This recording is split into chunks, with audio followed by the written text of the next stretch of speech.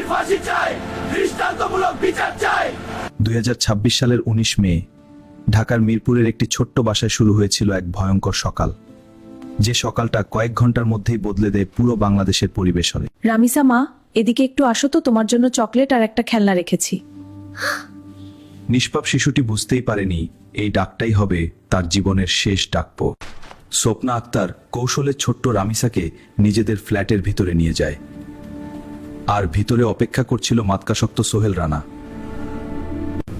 ঘরের দরজা বন্ধ হতেই শুরু হয় এক অমানবিক পাশবিকতা, যে নিষ্ঠুরতা শুনলেও মানুষের শরীর কেঁপে ওঠে। রামিসা মা, কোথায় গেলি? স্কুলে যাওয়ার কথা ছিল, এতক্ষণ তো হওয়ার কথা না। আমার বুকটা কেমন করছে।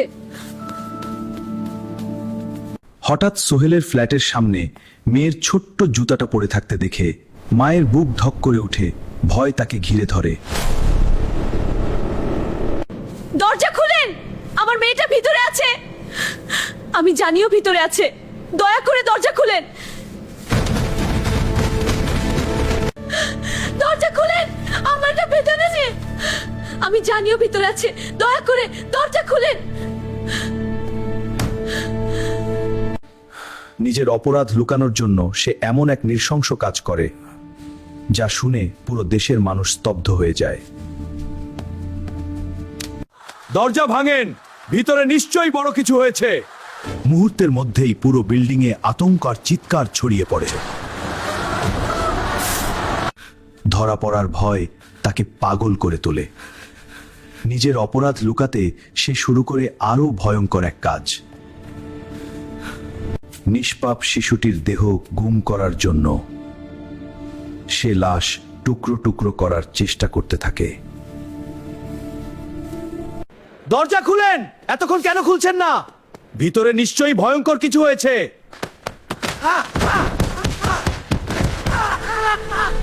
লোকজন যখন দরজা ভাঙার চেষ্টা করছিল, ঠিক তখনই গ্রিল কেটে পালিয়ে যায় সোহেল রানা।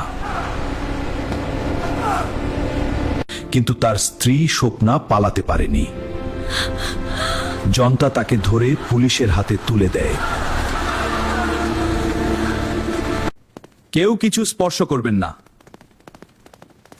পুরো ফ্ল্যাট ভালোভাবে তল্লাশি করা হবে। তারপর ঘরের ভিতরে যা পাওয়া গেল তা দেখে পুলিশ থেকে শুরু করে সবাই স্তব্ধ হয়ে যায়। আমার মেয়েটা তো শুধু স্কুলে যেতে চেয়েছিল,